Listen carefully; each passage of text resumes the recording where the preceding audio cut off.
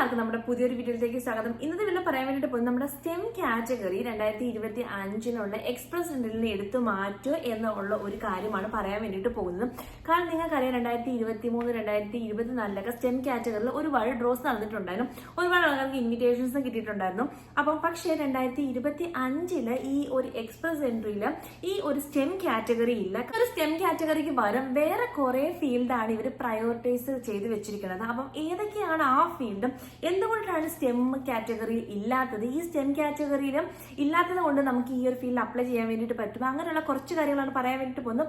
ഒട്ടും നല്ല സമയം വേണം നമുക്ക് വീഡിയോ സ്റ്റാർട്ട് ചെയ്യാം. 2025, 26, 27 എക്സ്പ്രസ് എൻട്രിയിൽ ഇവര് പ്രയോറിറ്റൈസ് ചെയ്ത ഫീൽഡ് എന്ന് പറഞ്ഞാൽ ട്രേഡ്സ് പ്രയോറിറ്റൈസ് ചെയ്തിട്ടുണ്ട്, ഹെൽത്ത് കെയർ ചെയ്തിട്ടുണ്ട്, പിന്നെ ഫ്രഞ്ച് സ്പീക്കിംഗ് ഇമിഗ്രൻസ് ഈ ഒരു ഫീൽഡാണ് ഇവർ പ്രയോറിറ്റൈസ് ചെയ്തിരിക്കുന്നത്.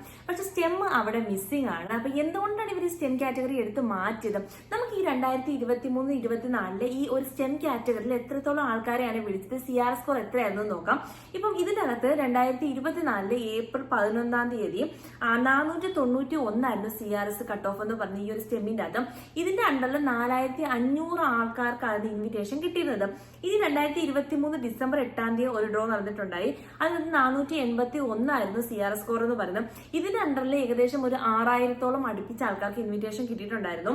പിന്നെ ഒരു നടന്ന ഡ്രോ എന്ന് പറഞ്ഞാൽ ജൂലൈ 5 2023 486 CRS സ്കോർ. ഇതിനകത്ത് ഒരു 500 ആൾക്കാർക്കായിരുന്നു ഇൻവിറ്റേഷൻസ് കിട്ടിയിരുന്നത്. ഇപ്പൊ ഈ ഒരു സ്റ്റെം കാറ്റഗറി എന്ന് പറഞ്ഞാൽ നിങ്ങൾക്കറിയാം സയൻസ്, ടെക്നോളജി, എഞ്ചിനീയറിംഗ്, മാത്തമാറ്റിക്സ് ഇതിന്റെ അണ്ടറിലായിരുന്നു ഈ ഒരു സ്റ്റെം കാറ്റഗറിയിൽ ഇൻവിറ്റേഷൻസ് നടന്നുകൊണ്ടിരുന്നത്. പക്ഷേ ഇനി വരുന്ന 2025 എക്സ്പ്രസ് എൻട്രിയിലും ഈ ഒരു സ്റ്റെം കാറ്റഗറി ഇല്ല, ഇപ്പം അത് ആബ്സെന്റ് ആണ്. പക്ഷേ ഈ ഒരു സ്റ്റെം കാറ്റഗറിയിൽ ഒരുപാട് ആൾക്കാർ ആപ്ലിക്കേഷൻ സബ്മിറ്റ് ചെയ്യാൻ വേണ്ടിയിട്ട് ഇരിക്കുന്നുണ്ട്, കാരണം ഒരുപാട് ആൾക്കാർക്ക് എക്സ്പീരിയൻസ് ഉണ്ട്.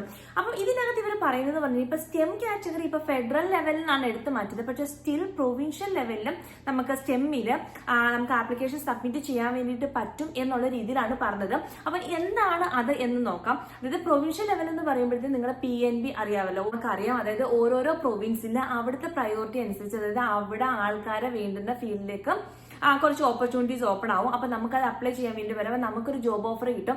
ആ ഒരു ജോബ് ഓഫർ കിട്ടുന്ന സമയത്ത് നമുക്കൊരു 600 പോയിന്റ്സ് ആയിരിക്കും കിട്ടുന്നത്. ആ ഒരു 600 പോയിന്റ്സ് നമുക്ക് നമ്മുടെ എക്സ്പ്രസ് എൻട്രി പ്രൊഫൈൽ ആഡ് ചെയ്യാം. അപ്പൊ നമുക്ക് ഇൻവിറ്റേഷൻസ് കിട്ടും, CRS സ്കോർ കൂടാനുള്ള ചാൻസസ് ഉണ്ട്. അപ്പൊ അതാണ് ഇവർ പറയുന്നത് ഈ ഒരു സ്റ്റെം കാറ്റഗറി നമ്മുടെ പ്രൊവിൻഷ്യൽ ലെവലിൽ അപ്ലൈ ചെയ്യാമെന്ന് പറയുന്നത്. ഒന്നാമതായിട്ട് പറയുകയാണെങ്കിൽ നിങ്ങൾക്ക് എല്ലാവർക്കും അറിയാം, ഇപ്പം ഒണ്ടാരിയോ ഇമിഗ്രേഷൻ നോമിനി പ്രോഗ്രാം ഉണ്ട്, OINP ഉണ്ട്. അപ്പൊ അതെന്ന് പറഞ്ഞാൽ ഹ്യൂമൻ ക്യാപിറ്റൽ പ്രയോറിറ്റൈസ് സ്ട്രീം ആണ് വരുന്നത്. അപ്പം ഇതിന്റെ അകത്ത് നിങ്ങൾക്ക് സ്റ്റെം കാറ്റഗറി നിങ്ങൾക്ക് എക്സ്പീരിയൻസ് ഉണ്ടെങ്കിലും നിങ്ങൾക്ക് ആ ഒരു ജോബിന് അപ്ലൈ ചെയ്യാൻ വേണ്ടിയിട്ട് പറ്റും. അങ്ങനെയാണെങ്കിൽ നിങ്ങൾക്ക് 600 പോയിന്റ്സ് കിട്ടിയിട്ട് നിങ്ങളുടെ ഈ ഒരു നിങ്ങൾക്ക് CRS സ്കോർ കൂടും. ഈ ഒരു CRS സ്കോർ കൂടുന്ന സമയത്ത് നിങ്ങൾക്ക് എക്സ്പ്രസ് എൻട്രിയിൽ ഫയൽ ചെയ്യാൻ വേണ്ടിയിട്ട് പറ്റും. അപ്പൊ നിങ്ങൾക്ക് ഇൻവിറ്റേഷൻ കിട്ടുകയും ഇപ്പൊ നിങ്ങൾക്ക് സ്റ്റെം കാറ്റഗറിയിൽ അപ്ലൈ ചെയ്യണം. നിങ്ങൾക്ക് സ്റ്റെം കാറ്റഗറിയിൽ നിങ്ങൾക്ക് വർക്ക് എക്സ്പീരിയൻസ് ഉണ്ടെങ്കിൽ നിങ്ങൾക്ക് അപ്ലൈ ചെയ്യാൻ പറ്റുന്ന കുറച്ച് പ്രോഗ്രാംസിനെ കുറിച്ച് ഞാൻ പറയാം.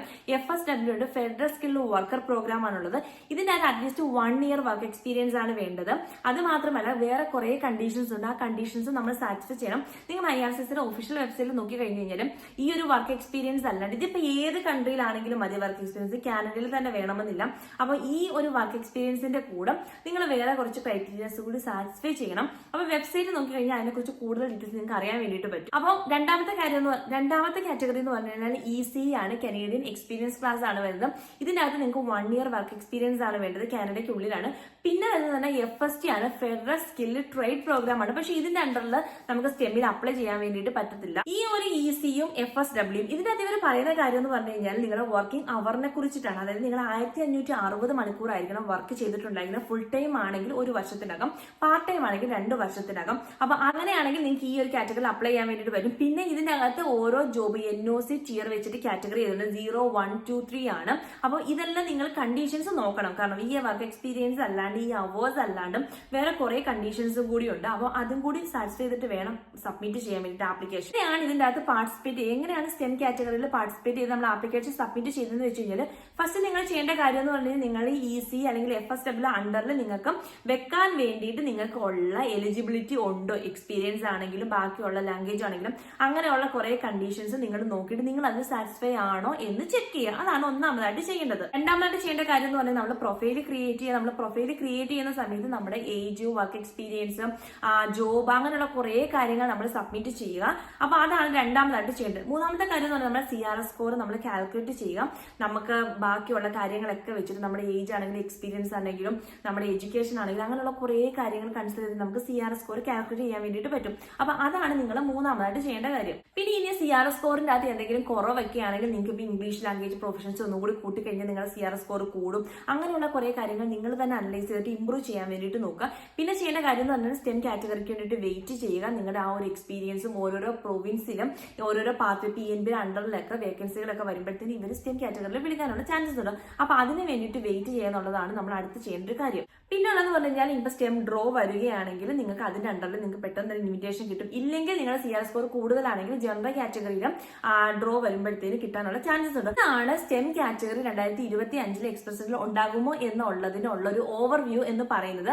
അപ്പം എന്തായാലും ഫെഡറൽ ലെവലിൽ എടുത്ത് മാറ്റി കഴിഞ്ഞാലും പ്രൊവിൻഷ്യൽ ലെവലിൽ നമുക്ക് കുറച്ചെങ്കിലും അപ്ലൈ ചെയ്യാൻ വേണ്ടിയിട്ട് പറ്റും എന്നുള്ള പോസിബിലിറ്റീസ് ആണ് ഇവർ പറയുന്നത്. അപ്പൊ എന്തായാലും ഈ ഒരു വീഡിയോ നിങ്ങൾക്ക് യൂസ്ഫുൾ ആയി എന്ന് വിചാരിക്കണോ. നിങ്ങൾ ഇപ്പൊ STEM കാറ്റഗറിയിലാണ് നോക്കിക്കൊണ്ടിരുന്നതെങ്കിൽ നിങ്ങൾക്ക് ഈ ഒരു പ്രൊവിൻഷ്യൽ ലെവലിലുള്ള ഈ പ്രോഗ്രാം ത്രൂ നിങ്ങൾക്ക് വെറ്റിനകത്തേക്ക് അപ്ലൈ ചെയ്യാൻ വേണ്ടിയിട്ട് പറ്റും. അപ്പം എന്തായാലും നിങ്ങളുടെ അഭിപ്രായം താഴെ കമന്റ് ആയിട്ട് മെൻഷൻ ചെയ്യുക. നിങ്ങൾക്ക് എന്തെങ്കിലും കാര്യങ്ങൾ അറിയണം, പറയണം, കേൾക്കണം അങ്ങനെയുള്ള അത് മെൻഷൻ ചെയ്യുക. ഇനി നമുക്ക് പുതിയൊരു വീഡിയോയിൽ പുതിയൊരു ടോപ്പിക്കിൽ കാണാം. അതുവരെ ബൈ.